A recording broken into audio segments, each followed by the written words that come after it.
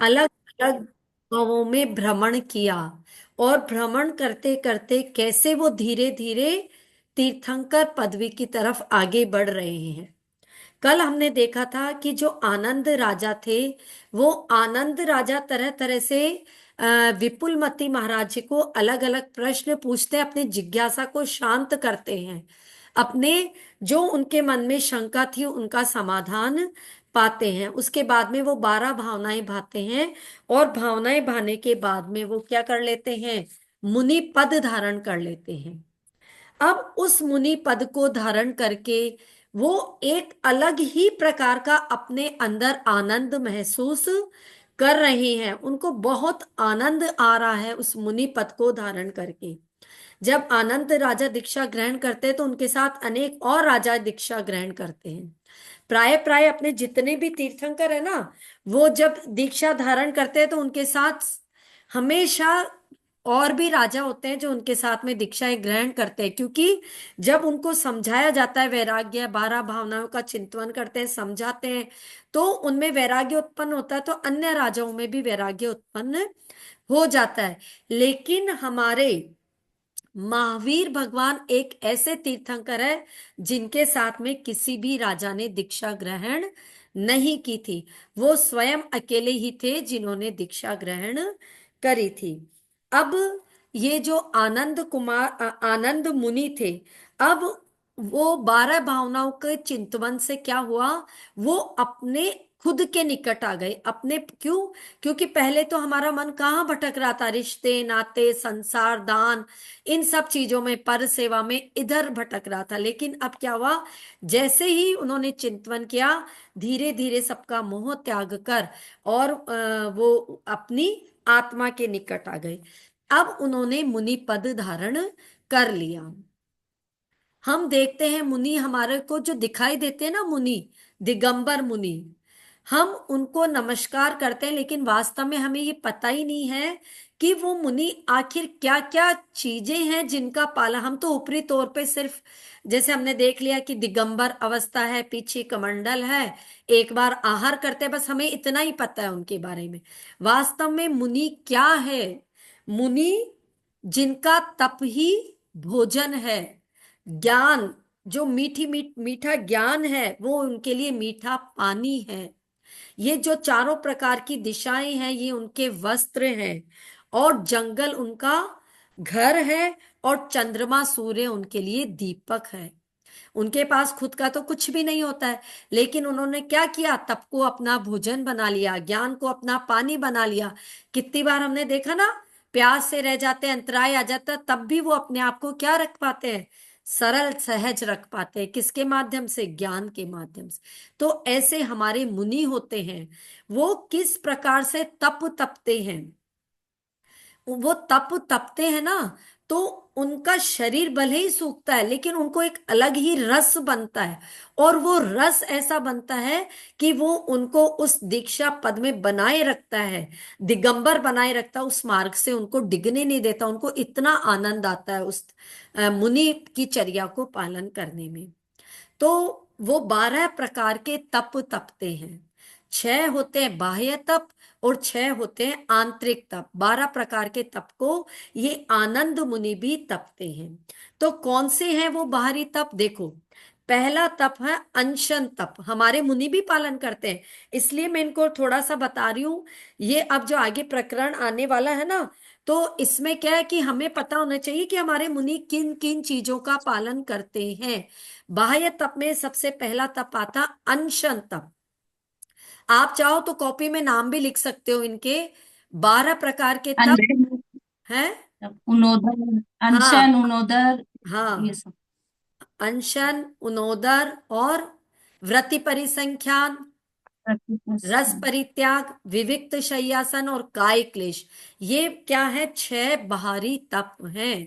अब देखो, अनशन मतलब क्या, कि वो बिल्कुल भोजन का त्याग कर देते हैं। अब उनकी मर्जी है, एक दिन का करें, 2 दिन का करें, 3 दिन का करें। जब हमारे तीर्थंकर दीक्षा लेते हैं तो वो पहले दिन हमेशा उपवास करते हैं। चाहे अब कोई तीर्थंकर 1 दिन का करते हैं, कोई 2 दिन का करते हैं, कोई 6 दिन का करते हैं, 4 दिन का करते हैं। और मुनि है, वो तो प्राय प्राय ये उपवास करते ही रहते हैं। उन प्रसन्न सागर ट्रीटमेंट जी करते हैं। महाराज को देखो, कितना तप तपते हैं वो, कितने उपवास करते हैं। शांति सागर जी महाराज को देखो, उन्होंने अपने जीवन में आधे से ज्यादा बार तो खाना ही नहीं खाया, शांति सागर जी महाराज ने, है ना। तो ऐसा तप करने से क्या होता है, उनका शरीर मजबूत बनता है। वो हमें भी यही सिखाते हैं कि कम खाओ तो स्वस्थ रहोगे, निरोगी रहोगे।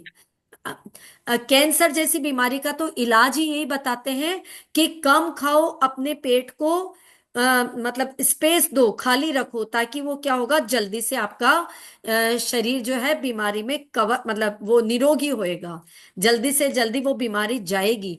भूखा रह करके बोलते हैं कि कैंसर रोग से लड़ा जा सकता है। तो मुनि भी हमारे देखो अनशन करते। अब जब हमें कैसे इसकी महत्ता पता पड़ेगी, हम खुद जब उपवास करते हैं, हमारे पास में सारी सुख सुविधाएं हैं, है ना। फिर बस हम क्या करते हैं, अपने बिस्तर पे लेट गए, वो, है ना, टीवी देख लिया, मोबाइल देख लिया, और ऐसे हमने उपवास कर लिया। लेकिन जो हमारे महाराज है, वो अपने दैनिक कर्म को पूरा करते हैं। कभी भी मतलब उनके स्वाध्याय की क्लास लगती है तो वहां पे भी जाते हैं, और प्रवचन में भी बैठते हैं, प्रतिक्रमण भी करते हैं। सारा कार्यक्रम जो है उनका वैसा का वैसा ही चलता है। तो कितना मुश्किल होता है ये उनके लिए अनशन करना। तो हम जिन मुनियों के आगे श्रद्धा से शीश झुका रहे ना, वो ऐसे ही नहीं झुका रहे, वास्तव में उनका बहुत बड़ा त्याग है, बहुत बड़े वो तपस्वी हैं। तब हमारा ये माथा उनके आगे झुकता है। तो हमें पता होना चाहिए कि जिनके आगे माथा झुक रहा है वो और क्या क्या करते हैं। तो पहला तप हो गया अनशन। दूसरा उनोदर। उनोदर का मतलब होता है भूख से कम खाना खाना। हम अपनी भूख से कम खाना खाएं तो उसको बोलते हैं उनोदर तप। अब हमारे मुनि क्या करते हैं, जैसे कितने ही मुनि हैं। एक होता है सिंह निष्कृत निष्क्रीडित व्रत होता है। उसमें वो क्या करते हैं, पहले एक उपवास करेंगे, एक आहार, फिर 2 उपवास, एक आहार, 3 उपवास, एक आहार, ऐसे करते हैं। और कई मुनि ऐसा करते हैं, जैसे वो आहार लेने के लिए गए, सिर्फ एक ग्रास लेंगे और बस आ जाएंगे वापस, एक ग्रास लेकर के वापस आ जाएंगे। किसी ने 8 ग्रास का नियम लिया, किसी ने 10 ग्रास का नियम लिया, वो खाया और पुनः अपना लौट करके आ जाते हैं। तो ये क्यों करते हैं, इसलिए करते हैं ताकि उनको जो सेल्फ कंट्रोल है वो उनका हो जाए खुद के ऊपर। जैसे ही थाली सामने आती है ना हमारी, तो हमारे सेंस ऑर्गन एक्टिव हो जाते हैं। अब एक बार यदि हमने खाना दिखा दिया ना, तो हमारे को क्या होता है, हमारी इंद्रियां सक्रिय हो गई। अब हमारी जीभ वो खाना मांग रही है, पेट खाना मांग रहा है, और उसके खुशबू से हमें हमारी भूख और तेज हो जाती है। तो लेकिन मुनिराज क्या करते हैं, उस खाने को एक ग्रास खाया और खा के लौट आते हैं। कितना मुश्किल होता है, सामने खाना रखा है और उसको छोड़ करके आ जाना। और हम जैसे लोग क्या करते हैं, उनोदर की जगह दूनोदर, डबल खाते हैं हम लोग। भूख एक रोटी की है तो 2 खाएंगे, 2 की भूख है तो 4 रोटी खाते हैं। इसको बोलते हैं दूनोदर। लेकिन उनोदर करने से क्या होता है, शरीर में आलस कम रहता है ना। आलस जब भी हम ज्यादा खा लेते हैं, पता ही ना, हाँ, यार चला नहीं जा रहा है, नींद आ रही है, इस तरह की हमारी स्थिति बन नींद जाती। आ हाँ, आलसी हो जाता है शरीर, फिर नींद भी आती है। तो यदि हमें एक्टिव रहना है, काम करना है, तो हमेशा भूख से कम खाना खाना हम चाहिए। तीसरा व्रत है व्रत परिसंख्यान। ये क्या करते हैं मुनि लोग, खुद की स्वयं की परीक्षा लेने के लिए व्रत परिसंख्यान लेते हैं, यानी कोई विधि लेते हैं और विधि लेकर के आहार के लिए निकलते हैं। जैसे किसी किन्हीं मुनि ने ये ले लिया कि यदि कोई मुझे 3 कलश लेकर के पड़ जाएगा तो ही मैं जाऊंगा, या अलग अलग खूब अजीब अजीब विधियां लेते हैं। हम्म, किसमें देखा था, अपने केकड़ी में भी तो आए थे महाराज जी। क्या नाम था उनका, ये विशुद्ध अनुपम सागर जी। नहीं नहीं नहीं, विशुद्ध सागर जी अनुपम महाराज के जो संकेत थे। अनुपम वो अनुपम आएंगे। आदित्य सागर संग, यतीन्द्र अनुपम सागर सागर जी नहीं थे? नहीं नहीं, सुनील सागर जी यत महाराज के संग के थे वो। अनुपम सागर जी तो थे। नहीं नहीं, अनुपम सत्येंद्र सागर। सागर जी। अरे वो कितनी विधियां लेते थे, सुनील सागर कितना जी के तो वो थे ना, क्या कितना नाम था घूमते उनका? थे वो महाराज। सुश्रुत सागर जी। है हाँ, सुश्रुत सागर जी। सुश्रुत सागर जी। सुश्रुत सागर जी। हाँ हाँ। सुश्रुत सागर कैसी जी। कैसी विधियां लेते हैं हाँ, उसको उन्होंने चौमासा व्रत। किया था ना। हाँ वो तो उसको। बहुत ज्यादा। हाँ, तो उसको बोलते हैं व्रत परिसंख्यान। वो स्वयं की परीक्षा लेते हैं कि मेरे में इतना पुण्य है क्या, कि यदि मैंने ये मेरी खुद की परीक्षा ली और यदि मैं इसमें फेल हो गया तो यानी मैं मेरे पुण्य का खाना नहीं खा रहा हूं। और यदि उनको विधि मिल गई, इसका मतलब हाँ मेरा पुण्य है कि मेरे को भोजन मिल रहा है। और हम तो खाना खाने से पहले, भोजन करने से पहले 9 बार नमोकार मंत्र भी शायद ही बोलते होंगे, है ना? नहीं बोलते ना? भगवान को धन्यवाद देना चाहिए खाना भोजन करने से पहले, कि हे प्रभु आपका पर्यूषण असीम में याद रहता धन्यवाद है वो 10 दिन। है। पर्यूषण में 10 दिन में 10 दिन में उस समय याद रहता सही बात है, अपनी हैबिट है। बनानी चाहिए, भगवान को धन्यवाद देना चाहिए कि हे प्रभु आपकी हम पर इतनी कृपा है कि आज हमें इतना अच्छा भोजन करने को मिल रहा है। नहीं तो देखो कितने ही लोग गरीब हैं, भूखे हैं, सड़कों पे रात रात भर भूखे सोते रहते हैं। हमें आज भोजन मिल रहा है हमारे पुण्य कर्म के उदय से। तो हमें ईश्वर को धन्यवाद भी देना चाहिए, और साथ में क्या करना चाहिए, सबके लिए भावना भानी चाहिए कि सबको आहार मिले, महाराज जी का आहार निरंतराय हो, और इस तरह की भावनाएं हमें भानी चाहिए। ये तो ये मुनि का हो गया तीसरा व्रत, व्रत परिसंख्यान, तीसरा तप। चौथा तप कहलाता है रस परित्याग। रस परित्याग का मतलब होता है एक एक रस को छोड़ करके खाना खाना। आपने देखा होगा आचार्य श्री को, तो अंत में तो उन्होंने सारे ही हाँ। रसों का त्याग कर दिया था। बताओ, न मीठा, न नमकीन, है ना, एक न। मिनट सीमा। हाँ वो आचार्य से तो 8 अंजलि पानी लेते थे ना। हाँ हाँ, लास्ट में तो पहले तो उन्होंने सारे ही उनका त्याग कर दिया था रसों का। फिर बाद में तो वो जब उनको पता चल गया था ना कि अब मेरी समाधि होने वाली है, तो धीरे धीरे वो कम करते करते अपने इस स्थिति तक आ गए थे, है ना? हम्म। हाँ। चल। तो रस परित्याग का मतलब होता है एक एक चीज को छोड़ करके खाना खाना। और ये किस लिए किया जाता है रस छोड़ करके, कि देखो क्या होता है, भोजन करते समय बैलेंस बनाना बहुत जरूरी होता है। हम क्या करते हैं, किसी दिन मीठा खाते तो इतनी अति कर देंगे, नमकीन पकौड़ी बनाई तो पकौड़ी पकौड़ी इतनी खाएंगे, तेल पेट में जा रहा है, मीठा जा रहा है, सब कुछ। और ये सब क्या होता है, अति हर चीज की खराब होती है। इसीलिए क्या बढ़ रहे हैं लोगों में रोग, बढ़ रहे हैं क्योंकि वो नपा तुला खाना नहीं खाते हैं। कोई चीज बहुत ज्यादा मात्रा में खा लेंगे, कोई चीज बहुत कम मात्रा में खाएंगे। तो रस परित्याग से क्या होता है, बैलेंस बना हुआ रहता है हमारे शरीर के अंदर। कंट्रोल। जितना जो चीज जानी चाहिए उसकी मात्रा रहती है। तो इससे कोलेस्ट्रॉल भी नहीं बढ़ता है, जैसे एक दिन तेल छोड़ा एक दिन घी छोड़ा, हमारा कोलेस्ट्रॉल नहीं बढ़ता है। मीठा भी छूट जाता है उसकी वजह से, तो डायबिटीज नहीं होती है। तो इस तरह से क्या है, एक एक रस को छोड़ते हैं तो ये तप का तप यानी धर्म का धर्म और स्वास्थ्य का स्वास्थ्य, दोनों चीजें एक साथ में हमारी पल सकती है। फिर है विविक्त शय्यासन, पांचवा तप कौन सा आ गया, विविक्त शय्यासन। इसका मतलब है मुनि क्या करते सो हैं, एक मतलब एक ही आसन में एक तरफ, मतलब करवट नहीं बदलते, एक ही तरफ वो हाँ। सोते हैं। जो भी भूमि मिली है उनको, जो भी पाटा मिला है, तो उस पर वो एक करवट में सोते हैं। क्यों ऐसा नियम, क्यों? एक तो होता है कि अगर उन्होंने करवट ली और पीछे कोई भी छोटा मोटा कोई भी सूक्ष्म जंतु आ गया, तो वो उनके करवट लेने से दब के मर ना जाए, पहला तो इसलिए। और दूसरा कि एक ही आसन में कितनी देर आदमी सोएगा, क्योंकि हम हमें भी क्या होता है, हम तो रात में 50 बार करवट बदलते हैं, कभी इधर उधर, है ना, जैसे तैसे हम सोते रहते हैं। तो कम नींद लेनी हो जिसको, जिसको नींद पर कंट्रोल करना हो, तो उसके लिए क्या होता है, विविक्त शय्यासन, यानी वो नींद पर भी अपना कंट्रोल करना चाहते हैं। आप सभी मुनिराजों को देखो, वो 2 ढाई बजे उठ जाते हैं सारे महाराज, रात में 11 बजे तक तो पब्लिक सोने नहीं देती है, वैयावृत्ति कर रही है या कुछ भी, 10-11 उनको ऐसे ही बज जाते हैं और 2:30 बजे तक वो उठ जाते हैं, ब्रह्म मुहूर्त में उठ करके अपने पाठ आदि करना, अपना सामायिक जो भी वो करते हैं वो करना शुरू कर देते हैं, स्वाध्याय करना चालू कर देते हैं, जप करना चालू कर देते हैं।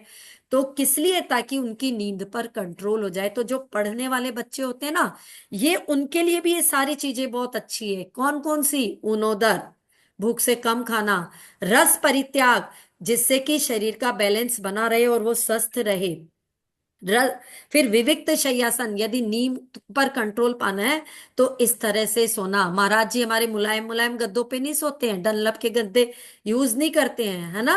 किस पे सोते हैं? पाटे पे या चटाई पे। चटाई। और आचार्य श्री तो चटाई का भी प्रयोग नहीं करते थे, विद्यासागर जी महाराज। चलिए, फिर काय क्लेश नाम का छठवां बाह्य तप है, यानी काय को बाहर से थोड़ा सा तपाना, कष्ट देना बाहर से। जैसे आचार्य श्री क्या करते थे विद्यासागर जी महाराज, देखो गर्मी है ना, तो गर्मी में ठंडी जगह वो नहीं जाते थे, और ठंडी है तो गर्म जगह नहीं जाते थे।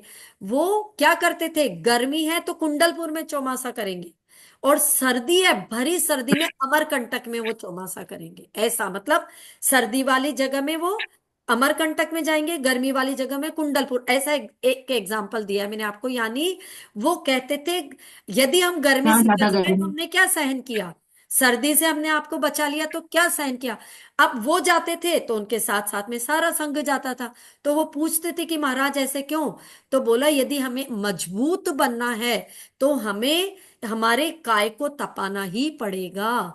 हमारी काया मजबूत बनेगी तभी तो हम दूसरे व्रत और नियम का पालन कर पाएंगे। ऐसा वो अपने शिष्यों को सिखाते थे। अब आप खुद ही देखो, जैसे एक लेबर का बच्चा है, चाहे गर्मी हो सर्दी हो, उनके बच्चे ऐसे ही नंगे पांव, मैंने भी देखा है खूब सारे बच्चों खेलते रहेंगे नंगे पांव, कुछ ओढ़ा नहीं, पहना नहीं, खाया नहीं, बस खेल रहे हैं बाहर ऐसे ही। और हम अपने बच्चों को क्या रखते हैं? खूब स्वेटर पहना के, उनको मतलब इतना ज्यादा हम अंदर रखते हैं, अंदर बिठा के रखते हैं, तो वो बल्कि ज्यादा बीमार होते हैं। तो इसलिए बच्चों को यदि मजबूत बनाना ना, उनको फ्री छोड़ दो, उनको खेलने दो, कूदने दो। थोड़ा सा हो सकता है 2-4 बार दिक्कत आएगी, लेकिन फिर वो मजबूत बन जाएंगे बच्चे। और फिर क्या है, 2-4 बार बीमार हुए तो ठीक है, फिर बार बार में क्या है, जीवन पर्यंत आराम हो जाएगा कि वो बीमार नहीं पड़ेंगे। इसलिए सुन लो परिधि, आयशा, है ना, बच्चों को ज्यादा हमें क्या नहीं करना है, ज्यादा अदर अदर नहीं रखना है, उनको फ्री छोड़ दो, उनको अच्छे से रखो, है ना। हाँ, चलो। और अब आते हैं अंतरंग तप। जो आनंद मुनिराज है वो कौन कौन से अंतरंग तपों को तप करके और अपने अपनी जो विशुद्धि है वो और ज्यादा बढ़ा रहे हैं। वो क्या चाहते हैं? आत्मा का वैभव प्राप्त करना चाहते हैं, अपनी आत्मा में निखार लाना चाहते हैं। ये जो बाह्य तप थे ये तो हमें दिख रहा था कि महाराज ने आज अनशन किया है, उनका उपवास है, उन्होंने ये रस छोड़ा है, वो एक आसन पर सो रहे हैं, है ना, ये सब। आंतरिक तप जो वो अपने खुद के लिए अंतर्मुखी होने के लिए करते हैं, उसमें सबसे पहला तप आता है प्रायश्चित तप। प्रायश्चित का मतलब होता है अपने गुरु के सामने जाकर के अपने पापों अपने पापों का क्या करना? पश्चाताप करना, उनसे क्षमा मांगना, उनसे कहना कि गुरु हमसे ये गलती हो गई तो हमें आप क्या करो, सजा दे दो, या हमें इसका कोई प्रायश्चित दो, है ना। वो ऐसा जाकर के कहते हैं। तो ये कैसे हो जाता है, उनसे गलतियां कैसे हो जाती है? दो कारण से हो जाती है। एक तो प्रमादवश यानी आलस की वजह से हो जाती है, जैसे कभी देख करके नहीं चला, नहीं अपनी पुस्तकें सही रखी, है ना, बिना देखे उठा दी रख दी, तो प्रमाद की वजह से, या फिर कभी कभी उनके व्रतों में दोष लग जाता है, तो वो इसका प्रायश्चित करते हैं, खुद अंदर ही अंदर ग्लानि महसूस करते हैं कि देखो मुझसे ये गलती हो गई, तो गुरु मेरे को आप क्षमा करो और मेरे को इसका प्रायश्चित दो। तो फिर गुरु उनको दंड देते हैं जो गुरु की मर्जी। और देखो, ये शिष्य गुरु के सामने अकेले में बोल देते हैं, कभी संघ के सामने, कभी अकेले। लेकिन जो अच्छा गुरु है, सच्चा गुरु है, वो कभी भी अपने एक शिष्य की गलती दूसरे शिष्य को कभी नहीं बताता है कि उसने ऐसी गलती की है। तो हमें इससे क्या सीख लेनी चाहिए कि हमारे मान लो दो बच्चे हैं, एक बच्चे ने कोई गलती की, क्षमा मांगी, तो उसकी गलती वहीं तक रहने दो। सारे दूसरों को मत बताओ, जगह जगह जाकर के मत बताओ। मतलब किसी भी चीज में आप किसी भी उसमें ले सकते हो इसको, फील्ड में, कि अपन चार बहुएं हैं तो एक ने कोई गलती की, सबको मत बताओ, उसकी बात वहां तक जाकर के उसको समाप्त कर दो। तो ये कहलाता है प्रायश्चित। तो प्रायश्चित लेने से क्या होता है, हम अपने आप को सजा दे करके हम अपने आप को सजा सकते हैं। क्या मतलब हुआ दोनों सजा का मतलब, हम अपने आप को सजा देकर हम अपने आप को सजा सकते हैं। यानी हम अपने आप को पनिशमेंट दे करके हम अपने आप को डेकोरेट कर सकते हैं। दूसरे सजा का मतलब यानी हम अपने गुणों में निखार ला सकते हैं, हम अपने आप को अच्छा बना सकते हैं, गुणी बना सकते हैं, क्षमावान बना सकते हैं, सहनशील बना सकते हैं। इसका मतलब ये है। दूसरा तप है, आंतरिक तपों में दूसरा है विनय तप। विनय तप देखो, जब व्यक्ति कहते हैं जैसे जैसे जितना जितना बड़ा होता जाता है ना, बड़ा मतलब गुणों से बड़ा, तो उसमें वैसे वैसे विनय आती जाती है। और कहते हैं विद्या विनयम ददाती, जो जितना ज्यादा ज्ञानी है उसमें उतनी ही ज्यादा विनय होती है। और जो जितना ज्यादा अकड़ता है ना, जिसमें अकड़ होती है, यानी समझ लो उसको ज्ञान कुछ भी नहीं है, केवल थोथली बातें हैं उसकी, ऊपर ऊपर से दिख रहा है कि मेरे को ज्ञान है, आंतरिक ज्ञान उसको वास्तव में कुछ नहीं है। तो जिसमें विनय होना, वास्तव में वो सच्चा धर्मी है। विनय होना, झुकना किसी के भी सामने। ऐसे नहीं है कि छोटे ही हमेशा बड़ों के सामने झुके। झुकने का मतलब ये होता है कि बड़े भी छोटों का सम्मान करें, उनकी बातों को धैर्य पूर्वक सुने। यदि उनकी क्या बात है उनको अच्छे से सुन करके, यदि कोई गलती है तो उसके बारे में बताएं या उनको समझाएं, उनकी जो भी है उसका निराकरण करें, समस्या का समाधान करें। ये भी विनय विनय होता है कि बड़े भी छोटों की बात को सुने, और छोटे तो बड़ों का हमेशा रेस्पेक्ट करे ही करे, आदर करे। जैसे साधु होते हैं ना, तो आचार्य को तो सारे साधु नमन करते ही हैं, विनय करते ही हैं। लेकिन बाकी जितने भी संघ में साधु हैं, उन सब का क्या करे, विनय करे। यदि किसी को कोई बात समझ में नहीं आ रही तो प्रेम पूर्वक उनको समझाएं। कि जैसे पढ़ते हैं ना, वो तो पढ़ते समय या कोई नियम का पालन करते समय किसी की भी अवज्ञा ना करे, किसी की अवहेलना ना करे, ये कहलाता है विनय तप। तीसरा है वैयावृत्य तप। वैयाव्रत मतलब होता है कि सेवा करना। वैयाव्रत का मतलब सेवा करना। अब छोटे भी बड़ों की सेवा कर सकते हैं, बड़ों भी छोटों की सेवा कर सकते हैं, इसमें क्या बात होगी। सेवा करने का मतलब ये नहीं है कि हाथ पैर दबाना ही हमेशा सेवा होता है। सेवा कई प्रकार से की जाती है। जैसे हम लोग क्या कर सकते हैं, दीन दुखियों को दान दे करके उनकी सेवा करते हैं। किसी के पास कपड़े नहीं, उनको कपड़े दे दिए। किसी मान लो हमारे माता पिता घर में, उनकी मालिश करी, उनके पैर दबा दिए, वो भी सेवा हो गई हमारे हमारे द्वारा। और मुनि लोग हैं, वो एक दूसरे की, आचार्य श्री छुल्लक जी तक की भी वैयावृत्ति करे हुए हैं। जब गंभीर सागर जी महाराज 16 कारण के उपवास करते थे, तब आचार्य श्री खुद उनकी वैयावृत्ति करते थे। सोचो, हमारे को छोटी छोटी बात में क्या हो जाता है, मैं क्यों करूं, मैं तो बड़ी हूं, मैं कैसे इसकी सेवा कर सकती हूँ। और आचार्य श्री इतनी बड़ी पदवी पर रहते हुए भी छुल्लक जी तक की भी क्या करते थे, वैयावृत्ति करते थे। किसी को बुखार आ जाता था ना, तो उनके कमरे में जाते थे, उनको समझाते थे, उनको अंदर से चेतना जगाते थे कि नहीं, तुम तो बहुत वीर हो, तुम्हें कैसे बुखार आ सकता है। और ऐसे ऐसे संबोधन देते थे। वो उनकी सेवा हो गई उनके प्रति, है ना। तो उनको वापस अपने पद में लौटाना, ये भी सेवा है। सेवा करने से क्या होता है, त्यागी वृत्ति की यदि हम सेवा करते हैं तो ताकत मिलती है। हम यदि काय से हम कमजोर है, इसका मतलब हम वैयावृत्ति नहीं करते, किसी की सेवा नहीं करते। यदि भीम जैसा क्या चाहिए, बलिष्ठ शरीर चाहिए, यदि हमें भीम जैसा शरीर चाहिए, अर्जुन जैसा, युधिष्ठिर जैसा। हमें क्या बनना है? बलवान बनना है। तो हमेशा वैयावृत्ति करो। अपने यहाँ पर जितने भी साधु आते हैं, माता जी आते हैं, उन सबकी वैयावृत्ति करने की भावना रखो। जितनी वैयावृत्ति करेंगे हम, तो उतने ही ज्यादा क्या होगा, हमारे शरीर के अंदर ताकत आएगी। जो श्री कृष्ण नारायण थे ना, उन्होंने तीर्थंकर पदवी का पद कैसे प्राप्त किया, मतलब बांधा, पता है आप लोगों को? तीर्थंकर पदवी को बांध लिया श्री कृष्ण ने सिर्फ एक वैयावृत्ति से। क्या हुआ, एक मुनिराज थे, ये मैंने पहले भी बताया था, वो बीमार हो गए थे। और वो आहार के लिए निकले थे। अब उनके पास में क्या थी? उनकी दवाई थी श्री कृष्ण के पास में। तो उन्होंने सोचा जरूरी तो नहीं है महाराज मेरे ही चौके में आएंगे, है ना? तो ये महाराज किसी भी चौके में गए और अगर वहां दवाई नहीं हुई, तो उनका रोग ऐसे ही बना रह जाएगा। और हमें क्या करना, उनके रोग को शांत करना है। उन्होंने अपने अनेक अनेक रूप धारण करके जितने चौके थे, सब जगह जाकर के वो दवाई उन्होंने वहां पर पहुंचा दी, कि अब महाराज किसी भी जगह जाए, उनको बस ये दवाई मिल जानी चाहिए। जरूरी नहीं है वो मेरे ही चौके में आ गए तो भी बहुत अच्छी बात, नहीं आए तो भी बहुत अच्छी बात। इस बात से उनको क्या हुआ? तीर्थंकर प्रकृति का बंध हो गया। तो आप सोचो, यदि हम भी वैयावृत्ति करेंगे, तो हमारे भी कर्म कितने खिर जाएंगे और हमारा शरीर बलिष्ठ बनेगा।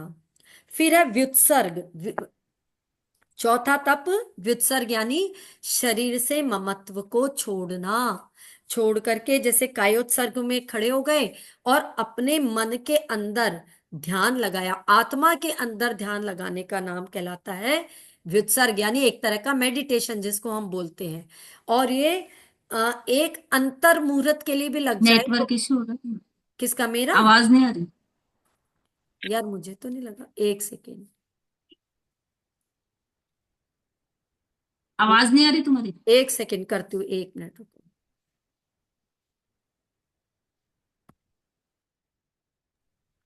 हाँ, अब आ रही है? आ रही है अब आवाज? अच्छा, ये चल। आवाज नहीं आ अच्छा, रही। नहीं आई अभी भी?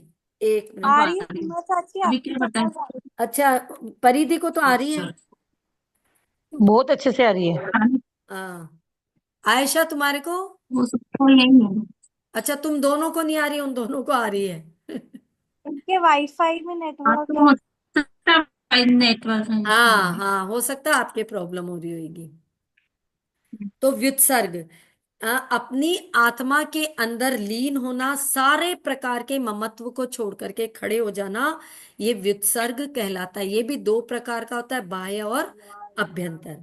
फिर स्वाध्याय तप। स्वाध्याय का मतलब है स्व प्लस क्या? अध्ययन। किसका? अपना स्वयं का अध्ययन, यानी अपनी आत्मा का अध्ययन करना स्वाध्याय कहलाता है। इसके 5 प्रकार है स्वाध्याय के, सुनो। पढ़ना, पूछना, चिंतन करना, मनन करना और धर्मोपदेश, ये 5 प्रकार बताए स्वाध्याय के। यानी केवल पढ़ना ही स्वाध्याय नहीं है, किसी से पूछना अपनी शंका को, या किसी के उपदेश को सुनना भी स्वाध्याय है। इसलिए जब कभी उपदेश सुनने का मौका मिले ना, तो ये समझो कि हमारा स्वाध्याय हो रहा है। ये अभी हम स्वाध्याय तो कर रहे हैं सब मिल करके। तो ये हम कौन सा तप कर रहे हैं अभी? स्वाध्याय नाम का तप तप रहे हैं। पढ़ना, पूछना, फिर जो पढ़ा उस पर चिंतन करना, मनन करना, और फिर किसी को वो उपदेश सुनना या सुनाना, ये कहलाता है स्वाध्याय। और अंतिम तप है ध्यान तप। ध्यान, जो हमारे तीर्थंकर भगवान होते, वैसे ध्यान 4 है। आत्र ध्यान, रौद्र ध्यान, शुक्ल ध्यान और धर्म ध्यान, ये 4 ध्यान है। तो वो 2 ध्यान तो उनके छूट ही गए, आत्र ध्यान और रौद्र ध्यान। अब वो शुक्ल ध्यान में है, सॉरी, धर्म ध्यान में। और धर्म ध्यान से धीरे धीरे धीरे अपने खुद पर सब चीजों को छोड़ करके मन के अंदर एकाग्र चित्त, सिर्फ एक ही चित्त में वृत्ति रखना, एक विषय पर, उसका नाम कहलाता है ध्यान। और ये ध्यान जब कर लेते हैं तो इसी ध्यान की वजह से पहले तो वो तीर्थंकर बनते हैं, और तीर्थंकर के बाद में सिद्ध भगवान सिर्फ इस ध्यान के माध्यम से ही बनते हैं। जो 4 कर्म का नाश होता है, 8 कर्म का नाश होता है, वो ध्यान के माध्यम से। पहले तप करते हैं, तप के बाद में ध्यान करते हैं। तो धीरे धीरे ये क्या करते हैं, पहले तो वो मंदिर जाते थे और अब स्वयं ही वो मंदिर बन जाते हैं। कैसे? ध्यान करने के माध्यम से। देखो, पहले तो वो खुद कर रहे थे, जप रहे थे, और अब क्या हुआ, वो जब वो खुद तीर्थंकर बन गए तो अब हम उनकी पूजा कर रहे हैं। यानी वो स्वयं मंदिर बन गए। किसकी वजह से? ये सारे तप करने की वजह से। तो ये हमने आज 12 प्रकार के तप पढ़े। 6 बाह्य तप, 6 आंतरिक तप। देखो, इनको मैं क्यों आपको ढंग से समझा रही हूँ एक एक चीज, ताकि हमें ध्यान तो रहे कि हम जिन मुनिराज को इतनी श्रद्धा से अपना शीश झुका रहे हैं, वो क्यों झुका रहे हैं। और अभी कल तो और भी ज्यादा इंटरेस्टिंग चीज आएगी कि वो जो आनंद मुनि है वो क्या कर रहे हैं अब, परिशय जय कर रहे हैं। परिचय का मतलब होता है कष्टों को सहन करना। अब कैसे कैसे कष्ट होते हैं जो एक मुनिराज सहन करते हैं। आज हमारा समय हो गया, 4 मिनट और। 22 परिचय होते हैं। हाँ, 22 परिचय होते हैं। और उन कष्टों को सहन करते हुए वो पूरा जीवन अपना ऐसा ही चलाते हैं। ये नहीं कि कोई बाधा आ गई तो चलो आज ये नहीं करता हूं, तो मैं ये काम में ले लेता हूं, आज ये नहीं तो ये। भाई ठंड है तो मैंने क्या किया, ठंड वाली जगह में हीटर चला लिया। हम तो चलाते ही हैं, एसी में बैठ गए। लेकिन हमारे महाराज जी सर्दी गर्मी धूप सारी बाधाओं को सहन करते हैं। और भी बहुत सारी चीजें, 22 प्रकार के परिचय हैं जो हमारे गुरु महाराज सहन करते हैं। 22 परिचय। तो कष्टों को सहन करना क्या कहलाता है? परिचय कहलाता है। ये 22 होते हैं, लेकिन एक बार में एक मुनिराज 19 प्रकार के परिचयों को सहन करते हैं। कैसे? वो अब हम आपको कल बताएंगे। और आप चाहो तो ये तप के नाम लिख लेना, ताकि आपको याद रहे कि ये कौन कौन से 12 प्रकार के तप कहे हैं। कॉपी पेन लेके बैठ जाया करो, तो थोड़ा थोड़ा सा हिंट लिखते जाया करो हाँ। साथ साथ, है ना? ठीक है, पहले जिनवाणी स्तुति कर लेते हैं। हे जिनवाणी भारती तो ही जपो दिन रैन, जो तेरा शरणा गए सो पावे सुख चैन। जावाणी के ज्ञान थे सूझे लोका लोक, सो वाणी मस्तक धरूं सदा देत हूँ ढोक। देव भजो अरहंत को गुरु सेवा निर्ग्रंथ, दया धर्म पालो सदा यही मोक्ष का। बोलो जिनवाणी माता की जय। बोलिए प्रणम्य सागर जी महाराज की जय जय। हाँ जी, सभी को सादर जय जिनेन्द्र। जय जिनेन्द्र। आज आज क्लास में एक नए स्टूडेंट आए हैं तो 3 गायब हो गए। आज क्लास में से 3 जने नहीं आए। ओ, आज पिंकी भी नहीं आई, जय अंशु नहीं जिनेन्द्र। आई, अंजू भाभी जी नहीं आए। किसी को कोई ना कोई काम पड़ जाता होगा ना। हाँ हाँ हाँ हाँ, सही बात। हेलो। वो सब महावीर चलो। जयंती की तैयारी में लग रहे हैं ना। तो किसी को प्रैक्टिस में जाना है, किसी को क्या करना है, कोई पाठ में जा रहा है, सबके यही चल रहा है। सही बात है। चलो, बहुत अच्छा पढ़ा है सिम्मा, बहुत शानदार क्लास। बहुत बहुत चलो बहुत ही। धन्यवाद, धन्यवाद। आज तो बहुत ही बहुत ही अच्छा है। अच्छा। इतना ज्ञान कैसे आ गया रे चलो। तेरे को? जय जिनेन्द्र शक्ति को।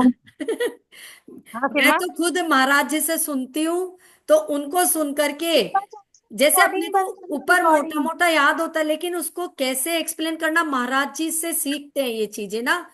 महाराज जी भी, प्रणम्य सागर जी महाराज ने पूरे 4 महीने लगाए इसको सुनाने के लिए। और हम तो बहुत शॉर्ट में कि भाई चलो हमारी भी पाठ पुराण पूरा हो जाए, तो हम इसको जल्दी से जल्दी करने की कोशिश कर रहे हैं। अब लेकिन मैं इन चीजों को इसलिए सिखा रही हूँ क्योंकि हमें मुनि के बारे में पता होना चाहिए कि हमारे मुनि वास्तव में है कैसे, है ना। एक एक सही चीज बात मतलब है। पता होनी चाहिए कि वो किन किन चीजों का पालन कर रहे हैं। इसलिए थोड़ा सा इनको अपन अच्छे से, कर। अगर मैं चाहती तो डायरेक्ट ही बोल देती कि आनंद कुमार जो थे वो मुनि बन गए, मुनि से वो नहीं। अगले भाव में जाके देव बन गए, देव से वापस आए और फिर वो बन गए। तो उसमें क्या मतलब आएगा, हमने क्या सीखा? प्रथमानुयोग का मतलब हाँ सीखना। हम खुद भी तो सीखे सारी चीजें, इसलिए अपन उतनी ही सीख रहे हैं जितनी की अपनी कैपेसिटी है, उसके उससे ज्यादा मैं वैसे भी नहीं सिखा रही हूँ, है ना। अपनी क्षमता के अनुसार